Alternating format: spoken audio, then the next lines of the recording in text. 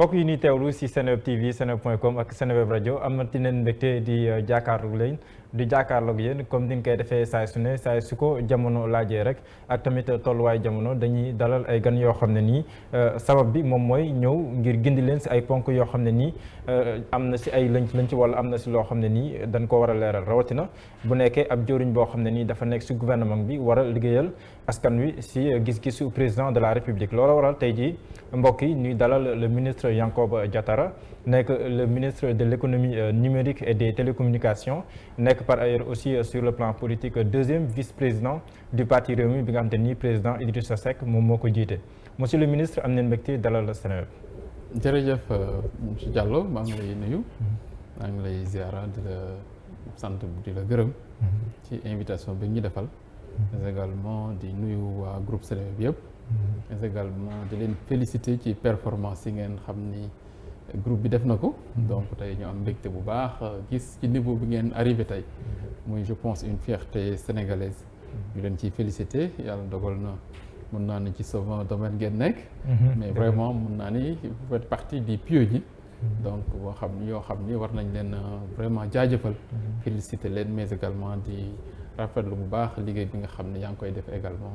malgré vos jeunes âges te ñu ngi lay ciy féliciter. jërëjëf monsieur le ministre sànq maa ngi koy junj tolluwaay jamono dafa fës lool ànd ak wàllum wér-gu-yaram rawatina mbas mii nii di Covid 19 at ñetteelu jugaat bi nga xam te ni jugaat na ko waaye dafa am lu mu àndal bi yoon nu jàpp ne variant delta bi moom moo gën a soxor si wàllum jumtukaay tamit am lu mu àndal mooy amoon na jafe-jafe yoo xam ne amoon nañ ko si wàllum oxygène.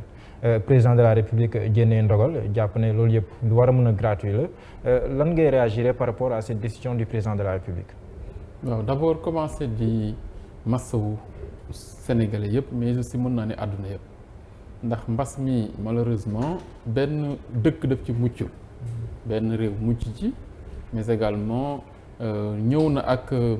tolof yoo xam ni benn réew attanu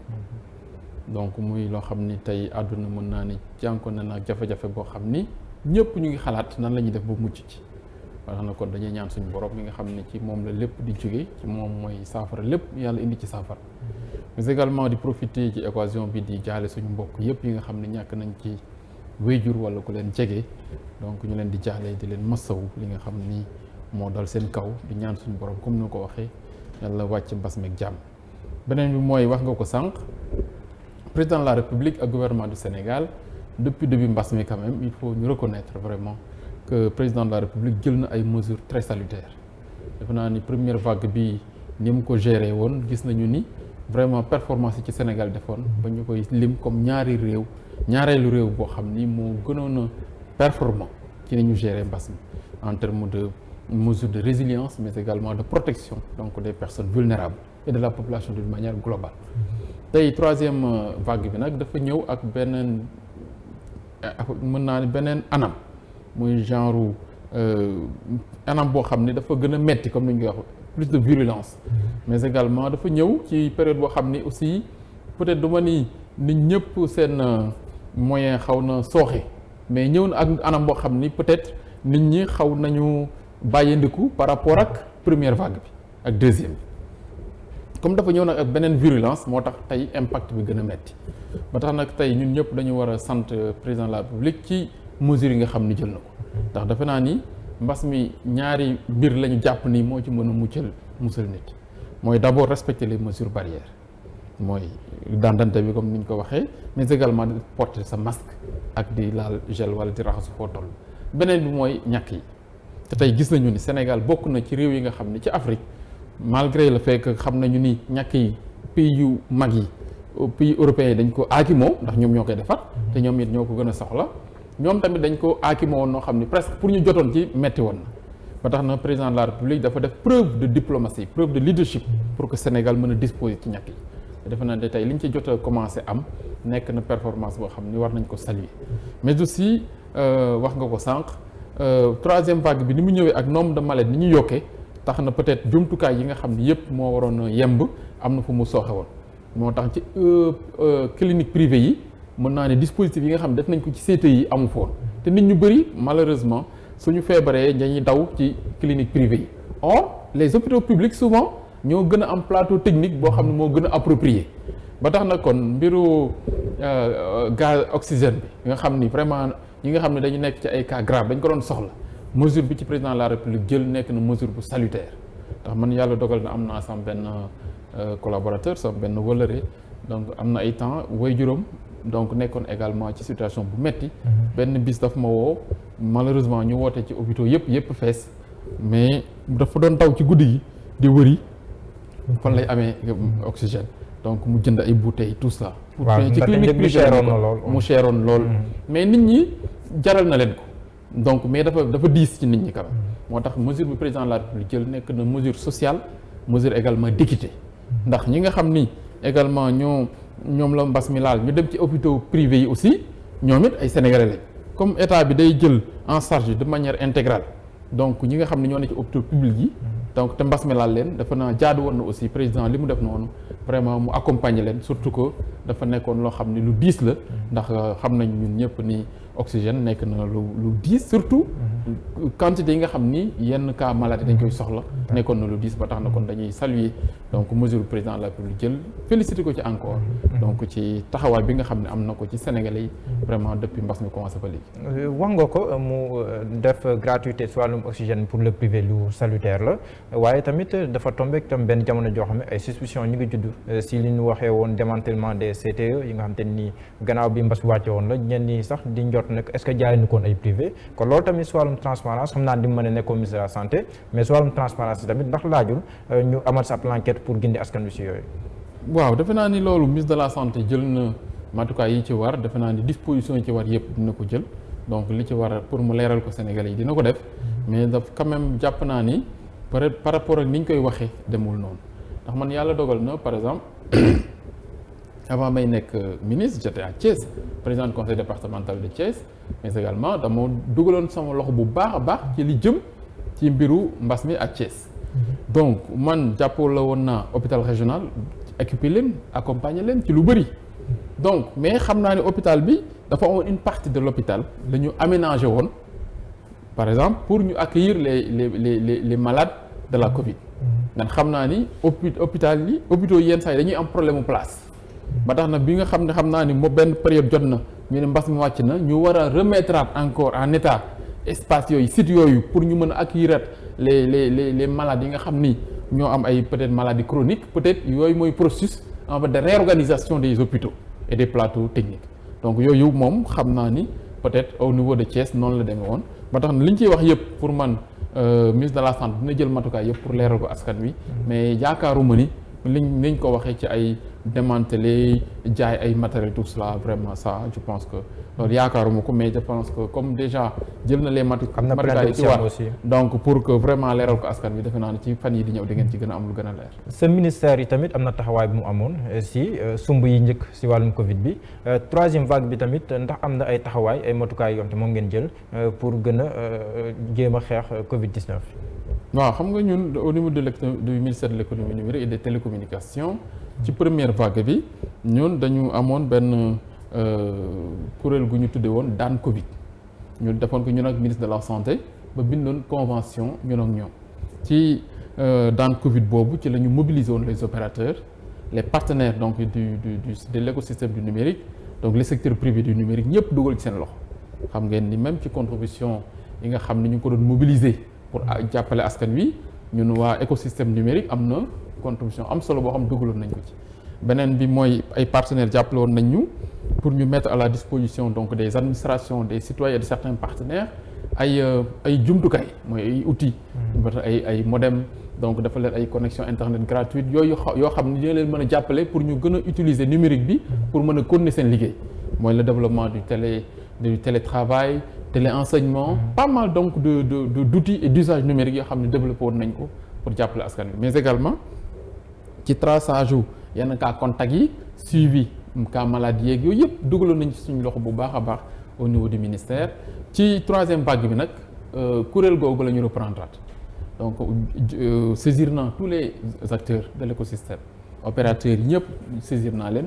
tontu nañu mais également waa secteur privé du numérique aussi saisir naa leen tontu nañu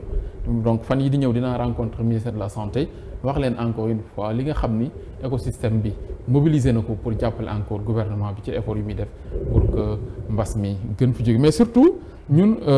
avantage du numérique bi mooy nan la ñuy def ba nga xam ni mën nañu jaar ci numérique bi pour continuer liggéey bi mais également continuer activité économique sans que nit ñi di am contact ndax loolu lépp également day participer ci luy réduire donc propagation pandémique donc ñëpp gis nañu tey numérique bi ni mu contribuer donc ci résilience économique réew mi mais également tey dans le PAP 2A président de la daf ko def comme donc secteur de croissance économique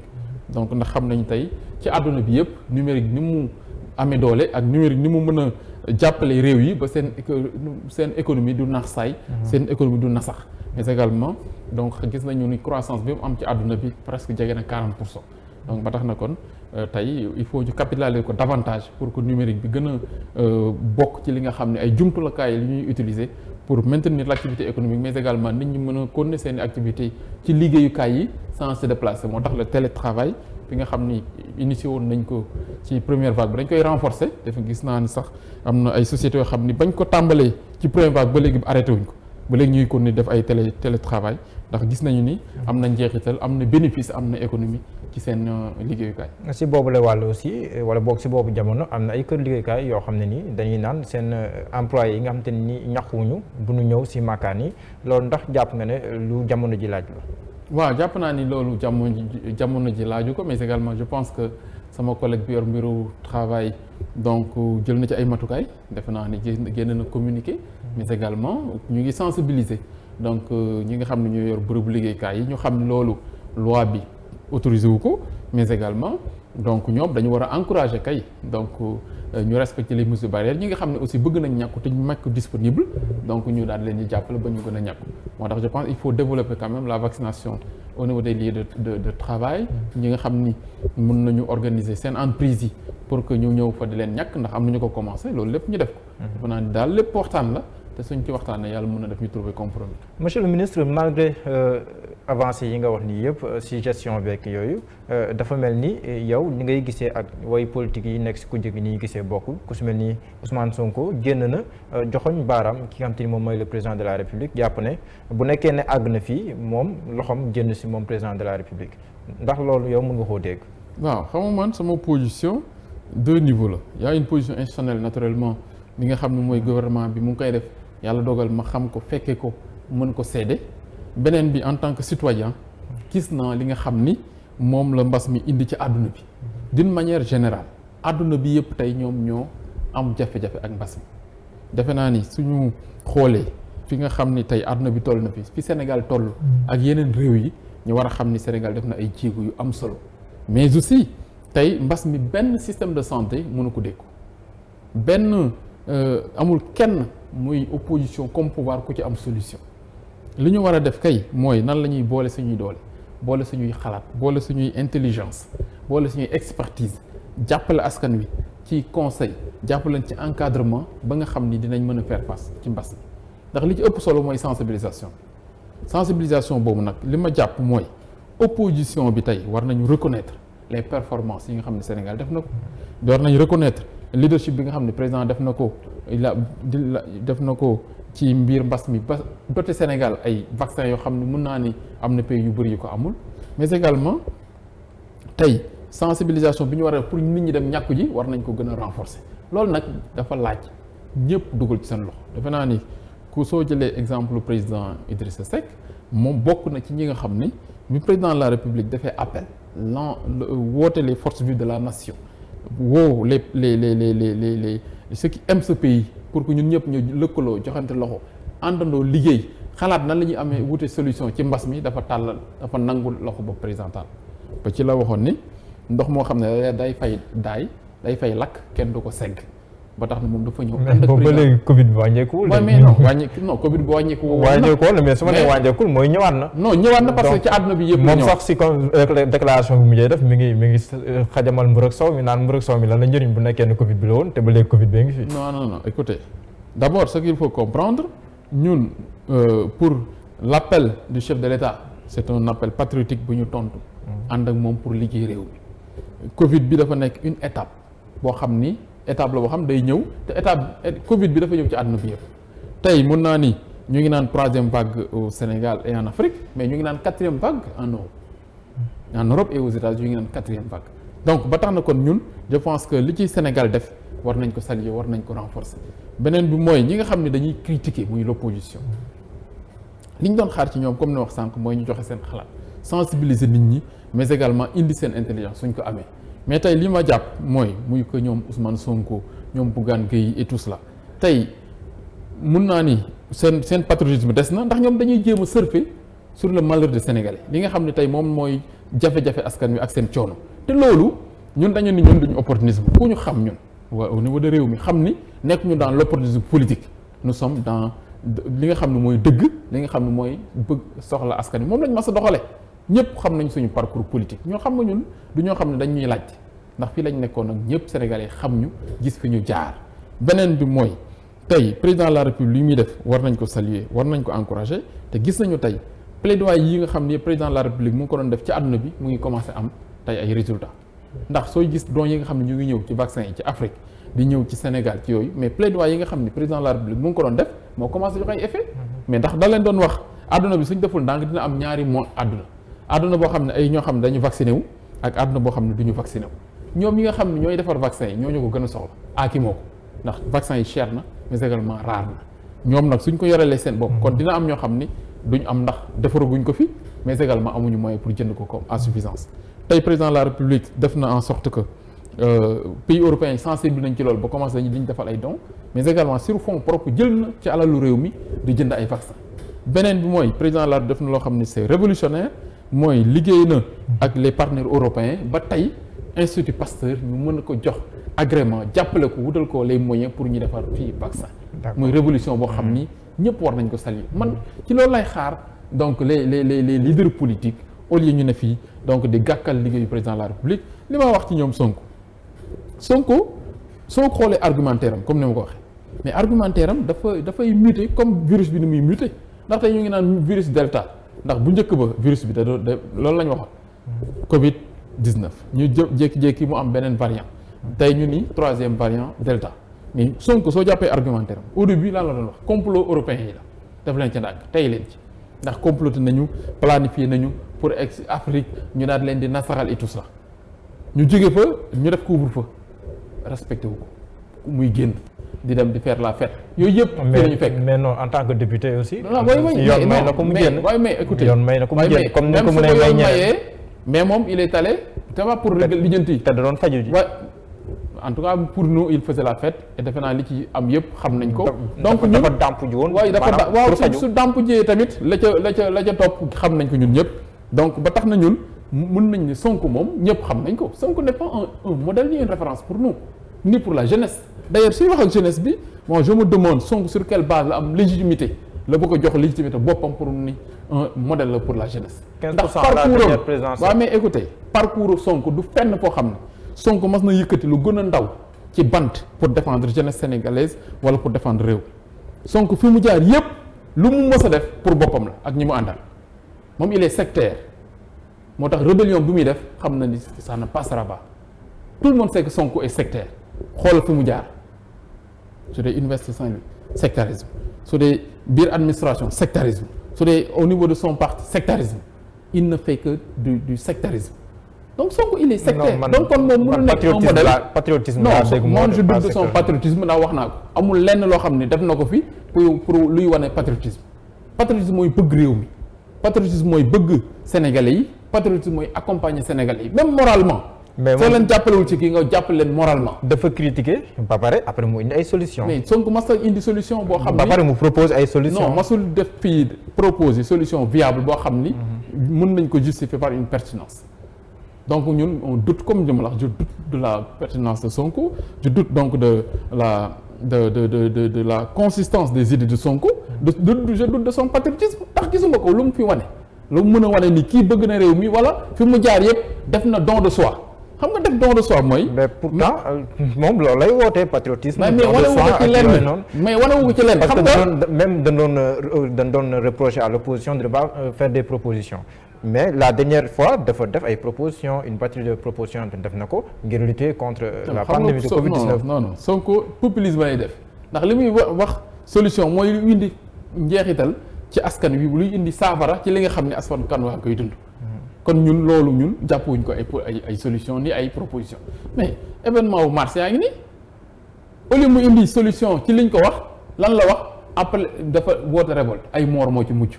ay leneen parce que boppam rek la doon jéem a sauver xam nga kon man mënuma justifier lan moo war a tax Sonko di réclamer une légitimité boo xam ni amu ko wala loo xam ni war na ne ni bëgg na réew mi. mais est-ce que la dernière tournée économique du président de la République est-ce que loolu boo koy xoolaat am ñuy xibaar ne que depuis mois de mai xamoon nañ ne que variant delta bi dina dugg Sénégal ñu mën a njort ne peut-être kon président de la République waroon na ko mën a yëg bu nekkee ne président Macky Sall def na tournée ci contexte boobu ak li si amoon ci mbooloo yëpp est-ce que tamit responsabilité am dina yomb nu génne ko ci lii am. mais écoutez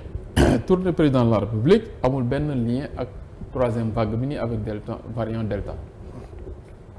soo xoolee président de la République. fi mu jaar yëpp ci tournée bi soo xoolee ci pourcentage u taux de convection yi ça tourne autour de 2% amul benn boo xam ni jaar nañ fa nga gis ko ñu ni ëpp na 2% c'est-à-dire que ça n'a rien à voir. mais liñ si bokk mooy dafa am duñ jëlee Dakar di leen yóbbu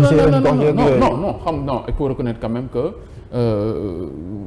monsieur Diallo les Sénégalais quand même sont mobiles muy tournée président ak leneen ñëpp dañuy bouger amul fii dafa ñu fii couvre-feu nit ñi dañuy dem chaque week-end nit ñi dañuy dem seen dëkk yi nit ñi dañuy am ay soxla dañuy dem seen i biir réew dañuy dem ci biir réew mi dañuy dem fu nekk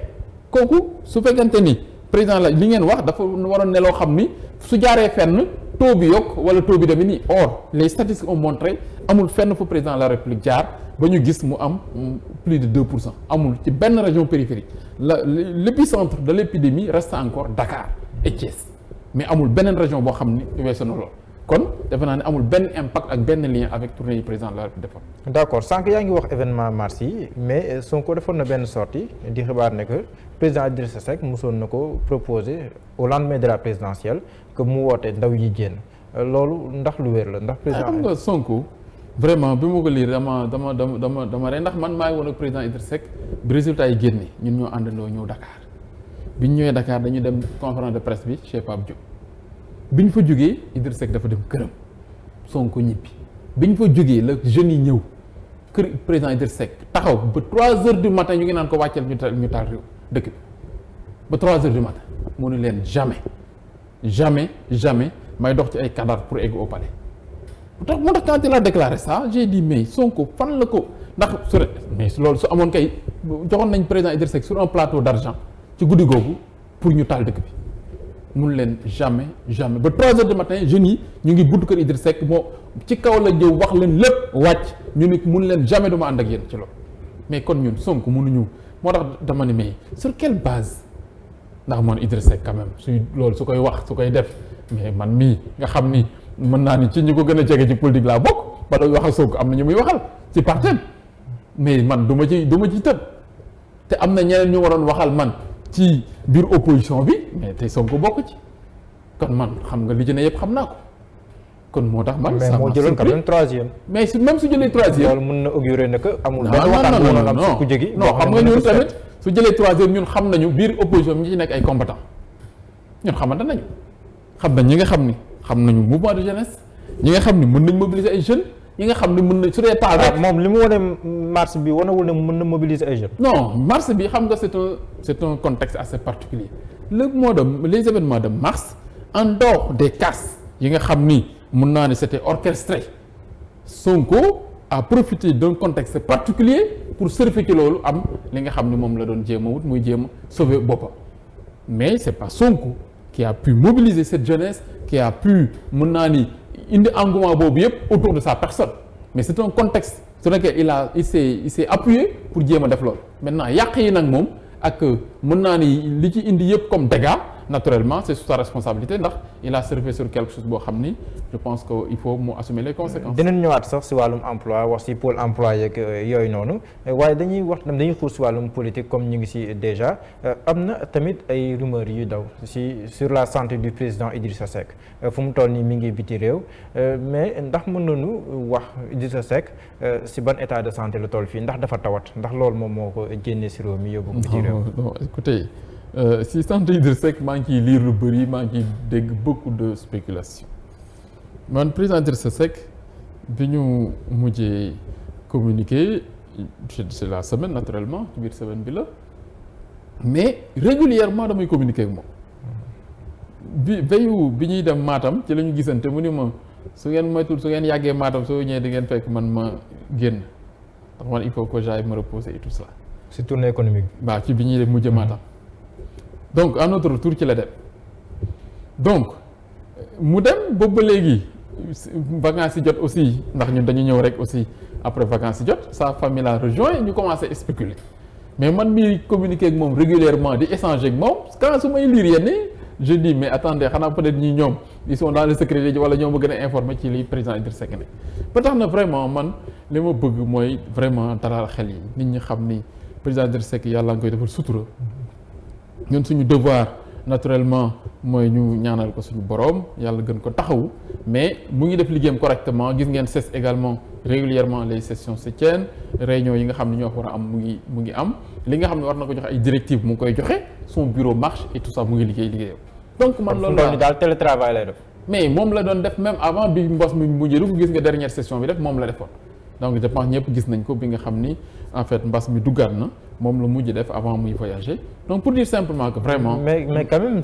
sur le plan de la symbolique est-ce que tamit président Macky Sall di dem Thiès ñoom ñaar ñu àndaat si wàllum politique mu waroon nekk une grande première bi ñu àndaatee si wàllum politique est-ce que politiquement aussi li ñu xamee président Idrissa Seck bu nekkoon ne peut-être dara amul est-ce que du doon moom mooy ñëw teeru le président Macky Sall à Thiès bu mu fay dem. non attendez.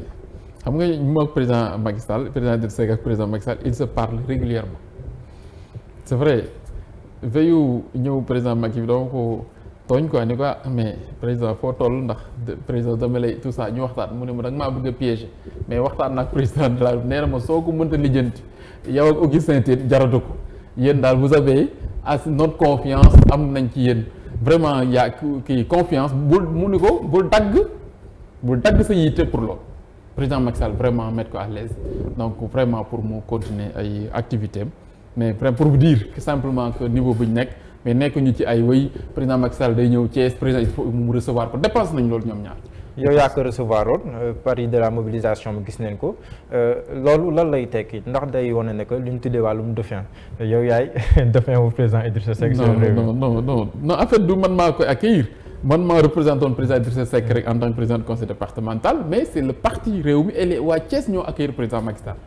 mobilisation boobu ak engouement jeunes yi ak engouement Thiessois yooyu c'est les Thiessois ñoo mobilisé wu naturellement moi je porte donc la parole du président Idrissa Seck donc je porte naturellement son image à Thiès donc représente ko ak les maires yi ma ko bokkal ak vraiment aussi les responsables de l'APR yi nga xam ne ñun ñëpp ñoo defoon bloc àndandoo joxante loxo nekk bokk ndey bokk bàyyi pour accueillir président Macky Sall yàlla defal na ci sutura vraiment muy loo xam ne aussi waa Thiès dañ ko namoon dañ ko bëggoon te defe naa ne loolu mérite bi ñun ñëpp ñoo ko bokk. local yi ngi ñëw ndax candidat nga si bopp conseil départemental bi wala sa mairie bu Thiès. waaw mais xam nga man damay wax tout le temps que man njaboot la c'est-à-dire que man njabootu président Idrissa Seck laa ci mbiru politique. c'est que man fu mu ma ci wax ni xalaat na ni fii laa ko ci war a taxaw ci laa ko war a jàppale rek loolu mooy samay kii man awma ci choix. c'est comme bi ñu nekkee mairie bi ñu paree mandat bi jeexee à la mairie daa ne ma dama bëgg ñu reconduire le même schéma. ndax moom dafa defoon ñaari mandat à la mairie daani dootul nekk maire mu ne moi je veux qu'on reconduise le même schéma au niveau du conseil départemental su ma fa demee nga ne sama wet comme d'habitude ndax moi je te forme donc loolu la man awma choix président Idrissa Seck lu mu jàpp surtout que tey dans la coalition moo président Macky Sall lu ñu tënk rek ba jàpp ko man loolu lay dérouler awma ci choix man seen njaboot la mon devoir donc par loyauté mooy d'être à leur disposition jàppale leen liggéeyal leen fu ñu ma ci xalaat ni mën naa fa nu mu tudd takk liggéey rek ma takk sama ndigg def ko comme niñ ko justement la nouvelle donne moom mooy si diggante bi da ngeen bokk Benno Bokk Yaakaar ndax da ngeen di jàpp si kàddu président Macky Sall bi mu demoon Kaffrine yéen ñëpp ngeen toog déglu ko wala yéen en tant que parti da ngeen mën ngeen jël seeni disposition boobu par rapport à ces échéances là. non xam nga ñun dans le cadre de la coalition présidentielle ou Benno Bokk Yaakaar naturellement président Idrissa Seck ak président Macky Sall dañuy waxtaan ba tënk lu ñu tënk rek ñun moom la ñuy appliquer amul lenn loo xam ne rek parti réew mi dina ko jël comme disposition particulière pour jëm am lu muy jëm ci élection locale yi sinon présentement ci processus nu mu tuddati inscription yi donc renouvellement fichier bi donc daal ci nouvelle inscription yi sensibiliser les jeunes ñu inscrit ji mais également ñi nga xam ni donc dañu war a renouveler seen changer de centre de vote wala de bureau tout cela ñu encourager leen encadrer leen loolu suñ devoir mais du loo xam dañ ci positionné wu donc de benn côté ñun daal mun naa ni par loyauté ñu ànd ak président Idrissa Seck ànd ko ak président Macky Sall ñu wóolu leen dañu leen di bàyyi ñoom ñu waxtaan lu ñu tënk rek ñun loolu la ñuy mettre en œuvre. justement léegi dañuy ñëwaat wax si wàllum xëy ndaxte tey jii si xibaar yu ñu am yàgg sa naataango Dame Mbodj tey jii am na ay pôle emploi yoo xam ne Dame Diop nga baal ma am na ay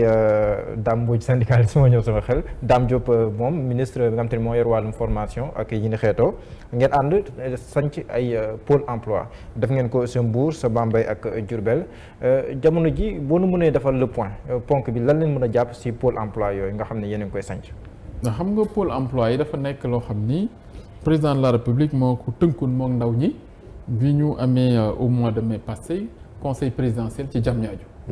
mu doon ndaje boo xam ni pendant 10 heures de temps président de la république waxtaanoon na ak jeunes yi pour wax leen lan ngeen bëgg jeunes yi wax ni ko suñu sañoon ñun structures yi nga xam ni yëpp créé nga ko pour jàppale jeunes yi ci mbiru formation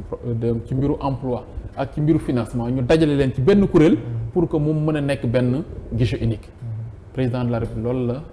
daaw di nangu daal di créer guichet unique pour l'emploi et l'employabilité des jeunes donc guichet unique boobu président dafa ni nañ ko def ci chaque département du pays donc kon 46 départements yi xam Sénégal am na ko dañ ko fay installer yàlla dogal ñun ci ministère de l'économie numérique et des télécommunications ñu amoon programme bu am solo ñu koy wax programme Smart Sénégal programme la woon boo xam ni dañu ci amoon volet boo xam ni ñu koy wax Smart Territoire mooy département bu ci nekk ci Sénégal dañ fa créer woon benn infrastructure numérique benn bâtiment boo xam ni dafa waroon nekk kuréel goo xam ni sénégalais yi nga xam ni dañu bëgg am ay processus administratifs yu gaaw yu ñuy dématérialiser ñu mën ko fay am c'est-à-dire que soo dëkkee Kédougou nekk Dakar bëgg sa extrait jaratul ngay dem ba Kédougou wala nga koy paasal oto da ngay dem ci benn espace Sénégal service bu Dakar bu ngi Colobane nga dem daa ne ma dama bëgg extrait ñu contacter espace bi nekk Kédougou par email c'est même pas une minute mu egg ñooñu jot ko daal di dem ci mairie ba defaral la yónnee la ko fii maintenant signature électronique moo ci des li nga xam ni yëpp ay jumtukaayu xarala yu bees yoo xam dina mën a sécuriser wala authentifier papier bi nga xam ne jox nañ la ko donc loolu yëpp ñu ngi ciy liggéey. procédure yooyu signature électronique bi dafa mel ni bokk na ci blocage yi gën a rëy. yi non xam nga ñu ngi ciy liggéey au niveau donc de la cryptologie donc vraiment liggéey yooyu aussi yu technique la. donc infrastructure yi ci war yëpp ñu ngi ko ciy def pour que loolu Sénégal am ko donc comme ni ko yeneen réew yi amee. donc pour vous dire simplement sur ce plan ñu ngi ciy liggéey donc loolu la moo taxoon lu jóg espace Sénégal service. muy extrait di casier judiciaire di pas mal de papiers administratifs yoo xam ni am na une vingtaine de procédures yoo xam ni dématérialisé woon nañ ko ba pare ba signé ay convention ak structures yooyu ñoo xam ni ñoo koy joxe donc ci loolu nag ci le président de la République ni donc kuréel googu nga xam ne dañ ko créé woon dans les 45 départements léegi na nekk lieu bi nga xam ne mooy abriter le pôle emploi donc ci 45 départements yi maintenant ak département de Kër Massar muy 46 ci loolu lañ doon liggéey moo tax ñun avec l'ADIE ñu travailler pour que les pôles emploi ñu mën ko rendre disponible mooy eggale infrastructure yi nga xam ni ñoo nekk ci espace Sénégal service yi pour jébbal ko pôle emploi bi tey ci suba nag comme ni nga ko waxee lancé nañu 3 pôles muy pôle Mbour pôle Bambey ak pôle Diourbel tey au moment où je vous parle nous sommes presque à 18-20 pôles emploi yoo xam ne ubbi na li ci des presque mooy 26 yoo xam ni moom la ñuy ubbi te jàpp nañu ni waxtaan nañ ceeg waa ADIE donc pour que fii ak le 15-16 ut l'ensemble des pôles emploi ci Sénégal mën a ubbi donc loolu nag président de la République instruction yi mu ñu jox la moom tey mu ngi suivre donc dossier boobu ndax emploi jeunes yi dafa nekk priorité pour président de la République dafa nekk point bu am solo ci président de la République moo tax moom mën naa ni daf ñuy ñaax tout le temps pour ñu accélérer donc pour que jeunes yi mën a am pôle emploi yooyu espace yooyu mën fa dem mën fa bindu mën a wax li ñu bëgg su dee projet lañ bëgg pour financement ñu déposer su dee formation lañ bëgg ñu déposer ko et que ñi nga xam ni ñooy également la DER ñoom ñooy financement yi pour financer projet jeunes yi mais également programme bi le président de la République lancé cette année mooy 65 000 emplois yoo xam ni dañ leen di jël ci administration ci fond ñu ne presque ay fonctionnaires la ñuy doon 65 000 président de la République également ci pôle emploi yooyu la koy jaarale donc ba tax na département bu ne xam nañu nombre d'emplois bi nga war a am ci 65 millions sur la base de la population. fu mu toll nii si ay chiffres lan yan chiffres non disponibles. waaw présentement chaque département am nañ nombre d'inscrits yi. mën naa ni à peu près sur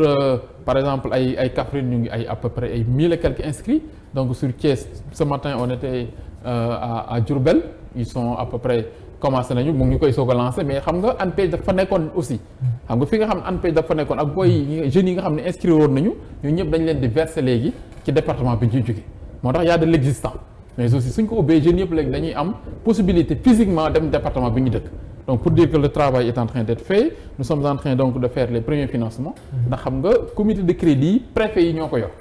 les préfets des départements ndax décret bi nga xam ni moo organise pôle emploi yi président de la République dafa ni préfet yi nañ ko présider te ci kuréel yooyu donc dafay am ADIE mi nga xam ne techniquement donc moo yor infrastructure bi mais aussi ANPEJ mi nga xam ne mooy porte d'entrée bi ndax jeune bu ñëw ANPEJ da moo lay recevoir donc defal la sa profilage donc daal lay enrôler jox la numéro mais défalement da lay créer benn compte boo xam ni même à part de smartphone di nga mën a dugg donc xool sa dossier fu mu toll donc papier yi ñu lay laaj mën nga ko compléter donc soo amee sa business plan mën nga envoyer tout cela mais aussi physiquement nga dem déposer ce dossier ñu orienter la su fekkente ni formation nga bëgg wala nga bëgg financement ñu yóbbu la ci DER. donc tey mun naa ni l'état actuel nous sommes très satisfaits donc des évolutions surtout pôle Kaffrine mi nga xam ni Kaolack Fatick ñoom lañ njëkk a lancé Thiès également lancé nañ ko Saint-Louis axe nord bi nga xam ni yëpp jaar nañ fa ak président de la République vraiment jeunes yi aussi c'est l'occasion pour nous ñu lancer leen appel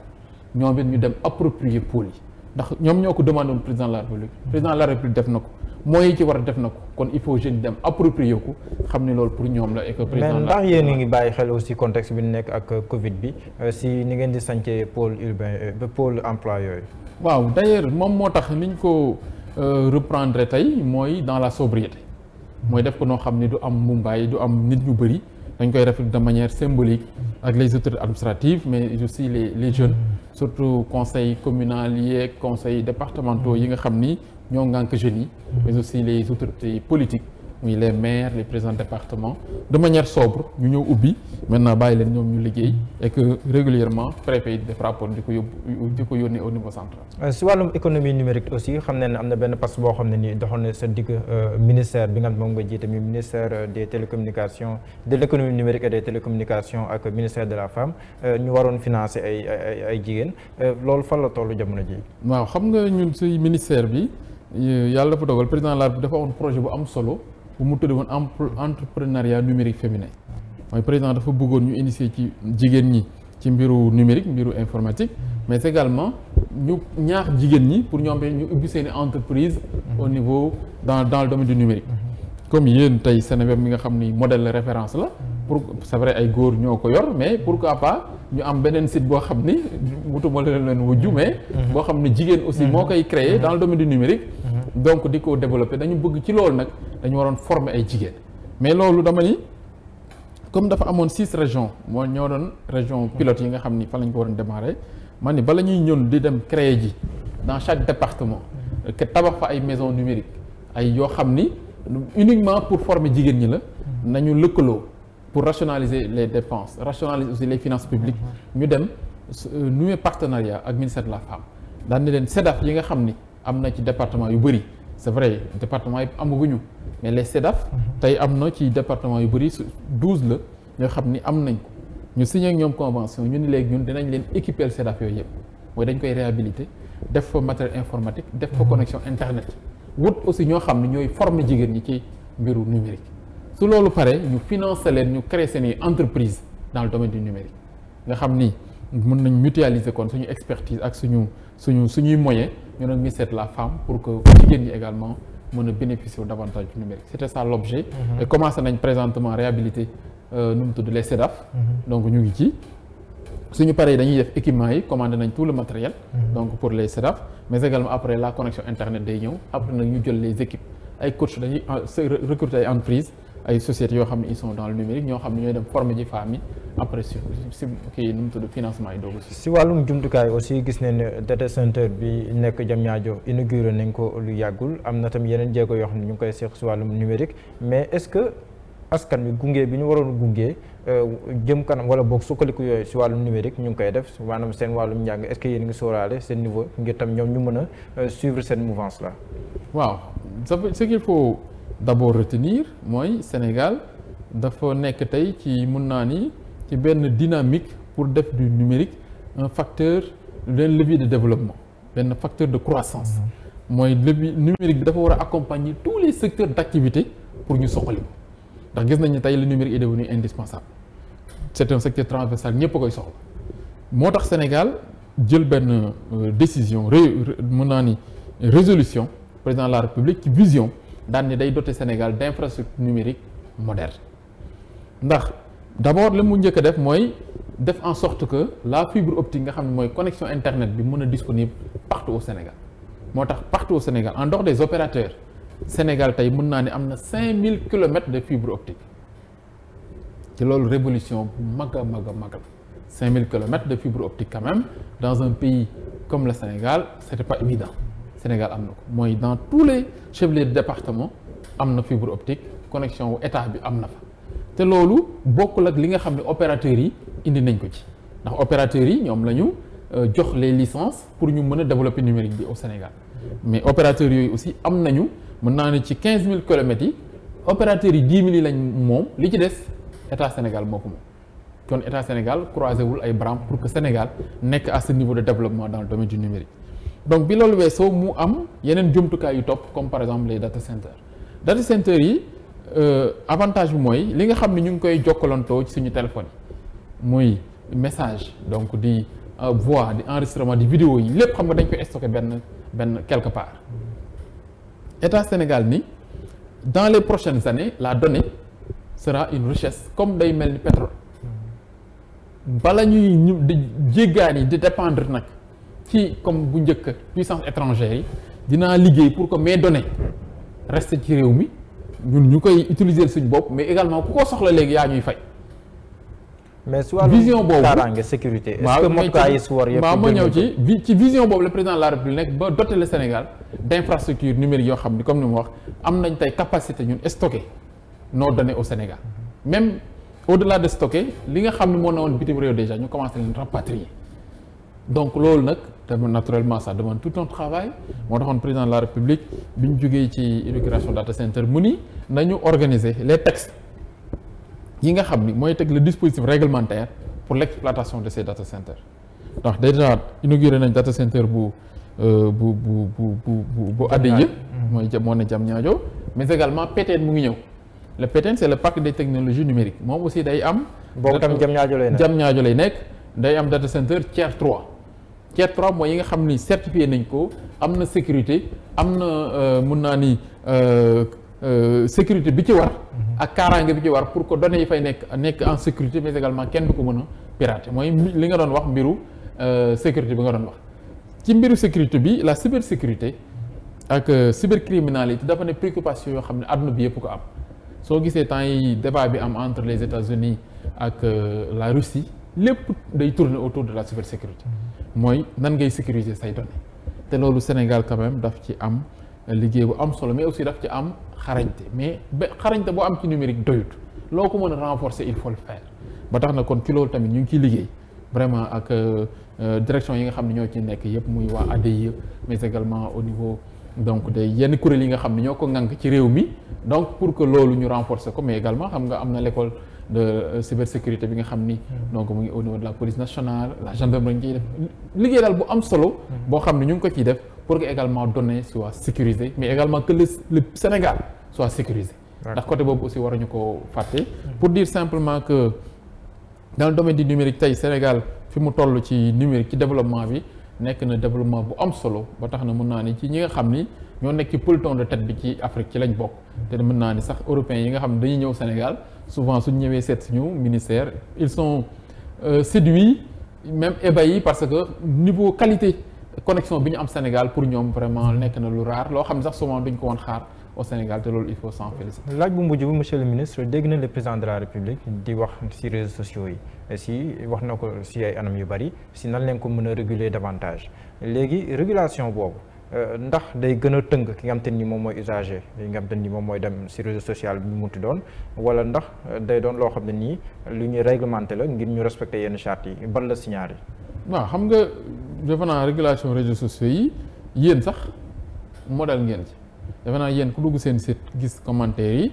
ak yenn saay avertissement yi ngeen di wane yi ngeen di jox di ko publier di ko wax nit ñi nga xam ñooy dugg seen site wane na ni régulation réseaux sociaux yi lu jaadu la ndax yéen ay modèle ngeen ci ndax gis ngeen commentaires yi ne seen i site nit ñi di mën a ne derrière seen clavier li ñu ciy wax ñenn ñi ak fi ñuy egg kon nécessité la ñun ñëpp ñoo ko d'accord nécessité la maintenant la réflexion est entamée ñu ngi ci xalaat tous les acteurs yi nga xam ne ñoo ci war a dugal seen loxo wala dugal ci seen kaddu ñu ngi waxtaan ak ñoom wala ñooy dina le moment venu dinañ ci waxtaan ak ñoom. mais du gàkkal suñu démocratie benn anam. non au contraire xam nga luy gàkkal démocratie du loo xam ni mun naa ni day jóge ci état mi nga xam ne moo libéraliser wala moo créer les infrastructures pour ku ne mën a wax lu la neex.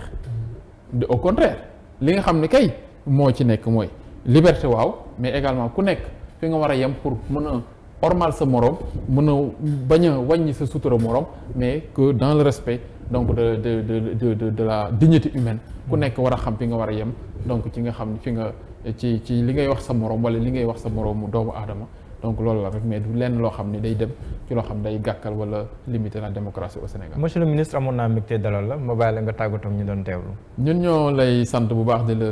gërëm di sant également bu baax comme ni ma wax. waa groupe bi donc di leen féliciter bu baax mais également di nuyu di ziara bu baax suñu mbokk sénégalais yi nga xam dinañ ñu seetaan donc ñu leen di nuyu di leen ziara di leen baalu ak aussi di baal ak ñëpp mais également di ñaan suñu borom li nga xam ni mooy mbas mi yàlla na ko yàlla wàcceeg jàmm yàlla na ko yàlla génn ci àdduna bi yàlla na ko sempi comme ni ñu mën a sempee dëkk sànni ko donc ndox mi nga xam ne moo commencé wàcc ci Sénégal yàlla na def mu nekk nawetu jàmm mu indaale jàmm ak salaam mais également yàlla na indaale saafara ci mbas mi pour ñu génn sa jàmm reprendre suñu activité comme ni mu meloon mais également di wax jeunes yi ñu gën a am espoir ci seen réew gën a am yaakaar ci seen réew xam ne réew mi ñoo ko moom réew mi ñoo ko bokk am na ay opportunité am na ay possibilité pour ku nekk loo xam ni xalaat nga ko développer loo xam ni bëgg nga ko nga xam ni war na fi mu nekk ndax yàlla suturaal nañu Sénégal dañu nekk réew bu spécifique réew boo xam ne yàlla def na fi sutura yàlla def na fi jàmm yàlla def na fi teraanga yàlla def na fi aussi barke loolu dañuy ñaan yàlla saxal ko yàlla yàggal ko donc yàlla yokk sutura yi may sant ñëpp di gërëm asalaamaaleykum wa rahmatulah. jërëjëf monsieur le ministre amoon naa mbégte lool dalal la noonu la amee woon mbégte aussi jàkkaarloo ak yéen mbokk internet yi ma sant ak gërëm bu baax a baax équipe technique bi nga xam te ni moo jàpp si liggéey ba mu yem bu jaa ngeen jëf boo beneen yoon incha allah.